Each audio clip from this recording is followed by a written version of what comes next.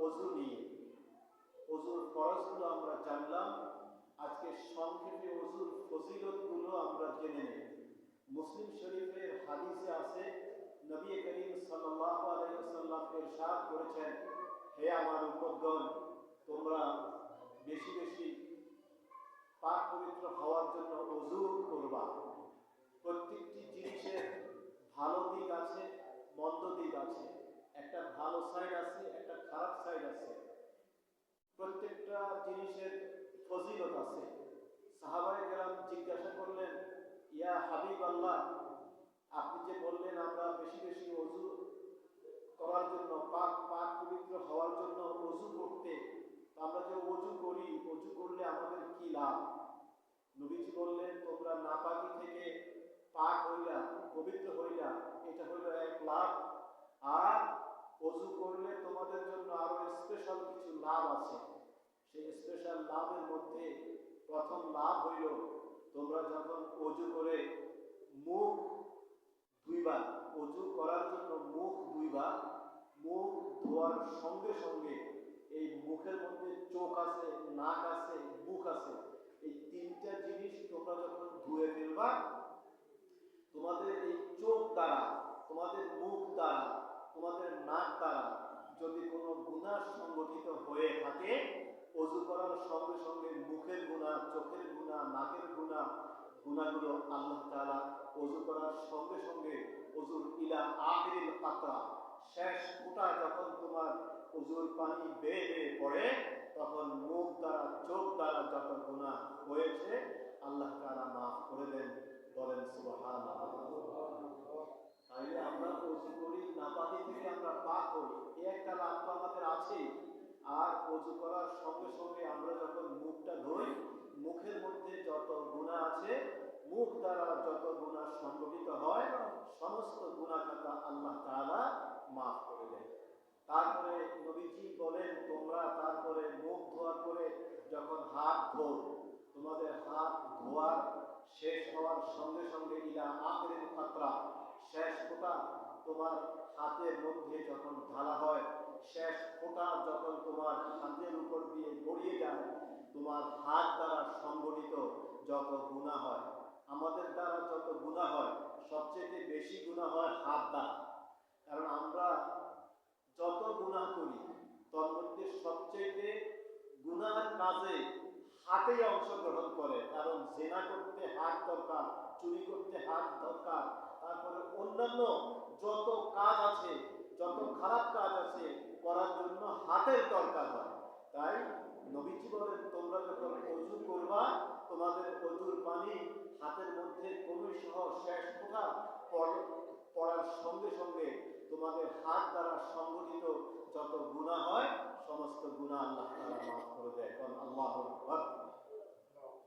তারপরে আমরা যখন মাথা মাসাজ করি, মাথা মাসাজ করার সঙ্গে সঙ্গে আমাদের ব্রেন দ্বারা, আমাদের কাল্পনিক কল্পনার দ্বারা আমাদের যত গুনাহ হয়, আমরা কল্পনা করে করে করে করে যত গুনাহ করি, মাথা মাসাজ করার সঙ্গে সঙ্গে আল্লাহ তাআলা মাথা দ্বারা, কল্পনা দ্বারা, ব্রেন দ্বারা যত কিছু গুনাহ সংগঠিত করায়, আল্লাহ তাআলা মাথা মাসাজ করার সঙ্গে সঙ্গে, ওযুর একটি ফরজ মাথা মাসাজ করা, মাথা মাসাজ করার সঙ্গে সঙ্গে আল্লাহ তাআলা আপনার মাথা দিয়ে যত গুনাহ করেছেন, সমস্ত গুনাহ খাতা আল্লাহ তাআলা মাফ করে দেন।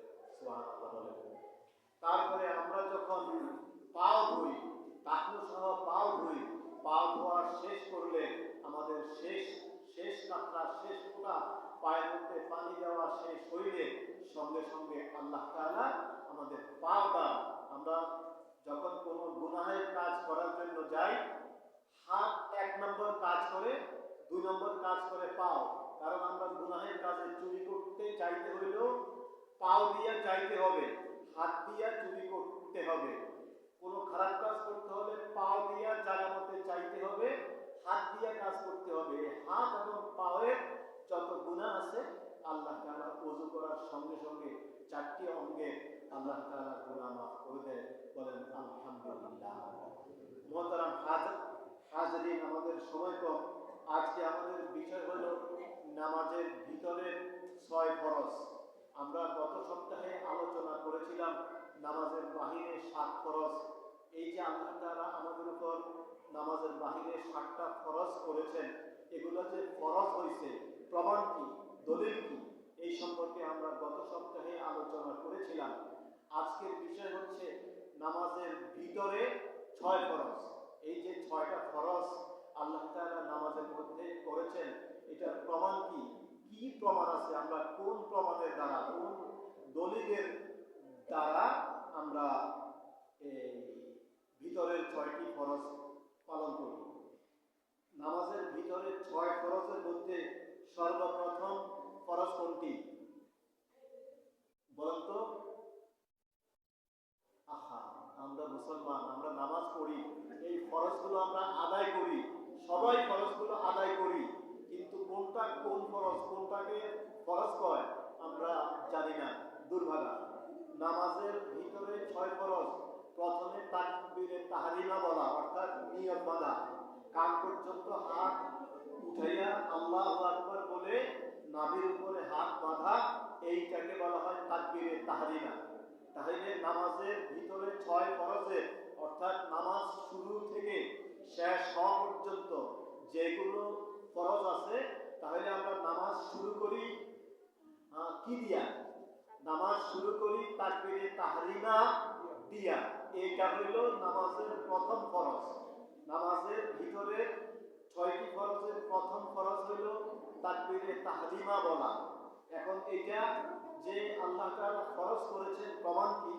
প্রমাণ হলো আল্লাহ রাব্বুল আলামিন সূরাতুল মুদ্দাসসিরের 3 নম্বর আয়াতে আল্লাহ রাব্বুল আলামিন বলছেন, ওয়া রাব্বাকা ফাকাব্বির, ওয়া রাব্বাকা ফাকাব্বির। হে মুমিনগণ, তোমরা যখন নামাজ আদায় করবা, নামাজ কায়েম করবা, ওয়া রাব্বাকা ফাকাব্বির, তোমার রবের নামে তাকবীর করো, তাকবীর দিয়ে নামাজ শুরু করো। তাহলে নামাজের ভিতরের 6টি ফরজের প্রথম ফরজ হইল তাকবীরে তাহরিমা বলা, অর্থাৎ নিয়ত বাঁধা। এটা আল্লাহ তাআলা সূরাতুল মুদ্দাসসিরের 3 নম্বর আয়াতে বলছেন, ওয়া রাব্বাকা ফাকাব্বির, তাকবীর বেঁধে নামাজ শুরু করো। এই সম্পর্কে তিরমিজি শরীফের আরেকটি হাদিস, তিরমিজি শরীফের হাদিসটি 3 নম্বর হাদিস।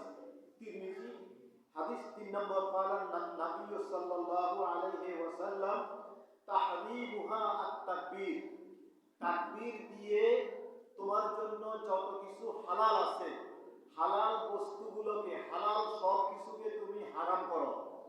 এই জন্য এই তাকবীরকে তাহরিমা, তাকবীরে তাহরিমা বলা হয়, হারাম করা। ওয়া তাহলিলুহা আত-তাসলিম, এবং সালাম ফিরানোর মাধ্যমে নামাজের মধ্যে যত কিছু তোমার জন্য হারাম ছিল, সালাম ফিরানোর মাধ্যমে সেইগুলোকে হালাল করো। আমি একটু ব্যাখ্যা করে বুঝাচ্ছি। যেমন আল্লাহ হাবিব বলছেন তাহরিমুহা ওয়া তাকবীর, তাকবীর দিয়ে হালাল বস্তুগুলোকে হারাম করো। এই কথাটা আপনারা ক্লিয়ার বুঝেন না। এটার ব্যাখ্যা হলো আমাদের জন্য ভাত খাওয়া হালাল, কথা বলা হালাল, কাম কাজ করা হালাল, স্বামী স্ত্রীর সম্পর্ক, সুসম্পর্ক হালাল, কিন্তু নামাজের ভিতরে কি হালাল নেই? কথা কয় না, হালাল নেই। নামাজের ভিতরে কথা বলা হালাল নয়, ভাত খাওয়া হালাল নয়, কাম কাজ করা হালাল নয়। তাই আল্লাহর হাবিব বলছেন যে তোমরা তাকবীর বলে হালাল বস্তুগুলোকে নামাজের ভিতরে হারাম করে ফেলো, অর্থাৎ এগুলো আর করা যাবে না। যতক্ষণ নামাজের ভিতরে আসো ততক্ষণ আর কোনো হালাল কাজ তোমাকে এই মুহূর্তে আর করা যাবে না, নামাজ ছাড়া। ওয়া তাহলিলুহা আত-তাসলিম, সালাম ফিরানোর মাধ্যমে, সালামের মাধ্যমে, সালামের মাধ্যমে তোমরা নামাজের ভিতরে যত কিছু হারাম ছিল তাহাকে তোমরা হালাল করো। অর্থাৎ নামাজ শেষ, সালাম ফিরাইছো, সালাম ফিরানোর পরে এখন ভাত খাও, এখন কথা কও, এখন কাম করো, এখন তোমার যা ইচ্ছা তাই করো, এখন তোমার জন্য হালাল, সবকিছু হালাল। কিন্তু নামাজের ভিতরে তোমার জন্য সবকিছু হালাল, সবকিছু হারাম ছিল সালাত ছাড়া। এ হইল আমাদের প্রথম ফরজ।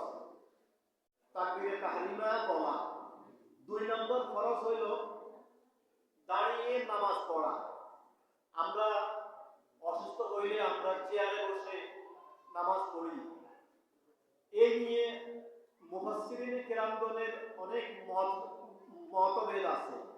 কেউ কেউ বলছেন যে একেবারে যিনি মাজুর, চলতে পারেন না, বসতে পারেন না, আপনার কোমর ব্যথা অথবা কোমর ভাঙা, আপনার হাঁটু ভাঙা, আপনি হাঁটু ভাঁজ করে বসার কোনো সুযোগ নাই আপনার, একেবারে যেটাকে পঙ্গু বলা হয়, মুফাসসিরিনে কেরামদের বেশিরভাগ মত হলো কি এই ক্ষেত্রে আপনি আপনার পাও ভাঙা, আপনি পাও ভাঁজ করতেই পারেন না, বসতে পারেন না, অথবা আপনার কোমরের বিরাট সমস্যা, মানে আপনি বসতে পারেনই না, সেই ক্ষেত্রে আপনি চেয়ারে বসে নামাজ পড়লে সেটার মাসালা মুফাসসিরিনে কেরাম বলছেন সেটার মাসালা আলাদা। কিন্তু আপনি কিছু অসুস্থ, অর্থাৎ আপনি বসতে পারেন, আপনি মাটিতে জমিনে বসতে পারেন, এই বসা অবস্থায় মানে আপনি বসতে পারেন, উঠতেও পারেন, একটু কষ্ট হয়, কিন্তু সেই ক্ষেত্রে আপনার চেয়ারে বসে নামাজ পড়লে হবে না। এই সম্পর্কে একটি হাদিস বুখারী শরীফের 1117 নম্বর হাদিসে হযরত ইমরান ইবনে হুসাইন রাদিয়াল্লাহু তাআলা আনহু নবীর কাছে এসে বললেন, হুজুর আমার অশ্বরোগ, ফাইলস তো আমরা অনেকেই বুঝি যে পাছার মধ্যে বড় ধরনের ব্যথাযুক্ত কিছু একটা হওয়া, যেটা হওয়ার কারণে সে উঠতে বসতে পারে না, তার কষ্ট হয়, রোগ, আমি কিভাবে নামাজ পড়ব, আমার অশ্বরোগ, ফাইলস, আমার মারাত্মক অবস্থা, আমি এখন উঠতে বসতে আমার অসুবিধা হয়, আমি কিভাবে নামাজ পড়ব? নবীজি বললেন, তুমি প্রথম কাজ হইল তুমি দাঁড়িয়ে নামাজ পড়ো, সল্লি কায়মা। এটা কোনো আমার মুখের কথা নয়, বুখারী শরীফের 1117 নম্বর হাদিস, সল্লি কায়মা, তুমি দাঁড়িয়ে নামাজ পড়বা। তারপরে ফাইলাম তাস্তাতি, যদি তোমার দাঁড়িয়ে নামাজ পড়া অক্ষম হয়, তোমার কষ্ট হয়, তুমি পারো না, তাহলে তুমি ফাইলাম তাস্তাতি ফাকায়ে, তুমি উঠতে বসতে তোমার অসুবিধা, তাহলে তুমি বসে যাও, বসে নামাজ পড়ো। এই বসে নামাজ পড়ার ব্যাপারে মুফাসসিরিনে কেরামগণের মত হইল যে আপনি বসেছেন, পাও ভাঁজ করতে পারেন না, আপনার পাও ভাঙা বা কোনো সমস্যা, আপনি সোজা কেবলার দিকে পাওটাকে বিছাইয়া দেন, পাওটাকে বিছাইয়া দিয়া বসে বসে নামাজ পড়েন। ফাইলাম তাস্তাতি ফাকায়ে, খাইতেন হইলে বসি পড়েন। ফাইলাম তাস্তাতি, যে আপনি বসতেও পারেন না, আপনার কোমরে অসুবিধা, ফাইলসের সমস্যা, আপনি বসতে আপনার অনেক কষ্ট হয়, তাহলে আপনি শুয়ে যান, আপনি শুয়ে শুয়ে শুয়ে ইশারায় ইশারায় নামাজ পড়েন। তাই আমরা অনেকেই চেয়ারে সাধারণ অসুস্থ অবস্থায় আমরা হাঁটা চলা সব করি, হাঁটে যাই, বাজারে যাই, খাওয়া দাওয়া, মার্কেটিং আমরা সব করি, কিন্তু আমরা এই এই অসুস্থ অবস্থায় আমরা হাঁটে যাই, বাজারে যাই, চা খাই, এই সব করি, মসজিদ পর্যন্ত হাঁটি আসি, কিন্তু আমরা মসজিদে আসলে আমরা আর বসতে পারি না, কিন্তু আমরা ঘরে খাটের উপর কিন্তু আমরা বসি, ঘরে আমরা যখন শুই খাটের উপর বসি না, কিও বইনি আমরা, ঘরে যখন আমরা শুইতে যাই, ভাত খেতে যাই, আমরা চেয়ারের উপর খাটের উপর তখন বসি, কিন্তু নামাজে ঘর থেকে আমরা হাঁটি আসলাম, ওই লেগুয়া থেকে হাঁটি আসলাম, আর এখান থেকে হাঁটি আসলাম, কিন্তু মসজিদে আসলে আপনি আর বসতেও পারেন না, আপনার তখন চেয়ার ছাড়া হয় না। তাই নবীজির হাদিস হলো সল্লি কায়মা, তোমরা যখন নামাজ পড়বা দাঁড়িয়ে পড়ো, অপারগতা পোষণ করো, ফাইলাম তাস্তাতি, যদি না পারো ফাকায়ে, তোমরা বসে পড়ো, ফাইলাম তাস্তাতি, যদি বসতেও না পারো ফাজাম্বিন, তাহলে তোমরা শুয়ে পড়ো, শুয়ে শুয়ে নামাজ পড়ো। তাই আমরা এই সম্পর্কে জানলাম, দাঁড়িয়ে নামাজ পড়া ফরজ, অক্ষম ব্যক্তির জন্য বসা, শোয়া, সেগুলো হলো ভিন্ন মাসআলা।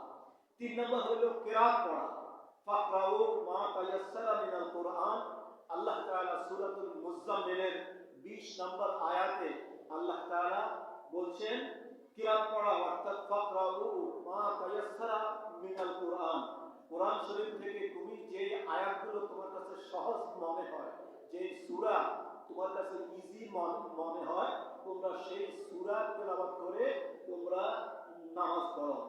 রুকু করা, সিজদা করা এটাও ফরজ। রুকু করা, সিজদা করা ফরজ। সূরাতুল হজ্জের ৭৭ নম্বর আয়াতে আল্লাহ তাআলা বলছেন, ইয়া আইয়ুহাল্লাযীনা আমানু, হে ঈমানদারগণ, ইরকাউ, তোমরা যখন নামাজ পড়বা নামাজের মধ্যে ইরকাউ, রুকু করো, ওয়াসজুদু, তোমরা সিজদাও করো। তাহলে আমরা জানতে পারলাম রুকু করা এবং সিজদা করা। আখেরি বৈঠক, এই আখেরি বৈঠকের দলিলটা আমি সংগ্রহ করতে পারি নাই, আমার কাছে এইটা দলিল আমার কাছে নাই। অবশ্যই আছে কিন্তু আমি সংগ্রহ করতে পারি নাই। এবার আসেন আমাদের সময় শেষ, তারপরেও আমরা 2টা মিনিট নিচ্ছি। নবীজি মসজিদে বসে আছেন। নবীজি মসজিদে বসে আছেন। একজন লোক এসে খুব দ্রুত নামাজ আদায় করলেন। তারপর নবীর কাছে এসে সালাম দিয়ে নবীজির পাশে বসলেন। নবীজি বললেন, হে সাহাবী, তোমার নামাজ হয় নাই, তুমি আবার সালাত পড়ো। ওই সাহাবী আবার গিয়ে সালাত আদায় করলেন। নবীজি তার সালাতটা আদায় করাটা তিনি দেখলেন। তারপরে আবার আসলেন। নবীজি বললেন, তোমার সালাত হয় নাই, আবার পড়ো। এমনি ভাবে 3বার সালাত পড়ার পরে সাহাবী বললেন, হুজুর, এর চাইতে ভালো, এর চাইতে উত্তম সালাত আমি আদায় করতে পারি না, আমার জানা নাই, এর চাইতে উত্তম সালাত কিভাবে পড়ব। নবীজি বলছেন, শুনো কিভাবে উত্তম রূপে সালাত আদায় করবা। শুনো, ইজা কুনতুম ইলা সালাতে, তোমরা যখন নামাজ পড়বা, সর্বপ্রথম ফাকাব্বির, তাকবীরে তাহরিমা বাঁধবা, হাত বাঁধবা, হাত বেঁধে তোমরা নামাজ শুরু করবা।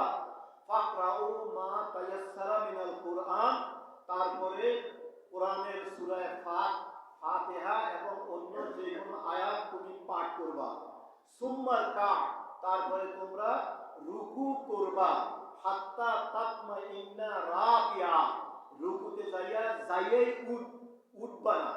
ওই সাহাবীকে নবীজি দেখলেন, ওই সাহাবী রুকুতে যাইয়াই মাথা উঠায়, আবার সোজা হইয়া খাড়ায় না।